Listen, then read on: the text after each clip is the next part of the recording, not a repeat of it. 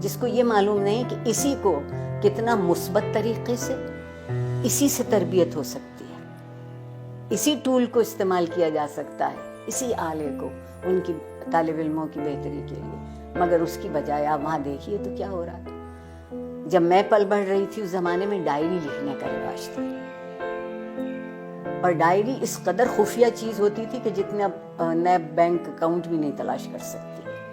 اب آپ کوئی بات لکھتے ہیں اور اس پہ 2-4 منٹ کوئی دوسرا کوئی تبصرہ نہیں کرتا تو آپ اداس ہو جاتے ہیں کہ میرے سٹیٹس پر ابھی تک کسی نے رائے نہیں دی۔ آگے بڑھنے کا اگر طریقہ ہوگا تو وہ یہ ہوگا کہ کچھ دنوں ہم سب گردن جھکا کے آئینہ دیکھنے لگے۔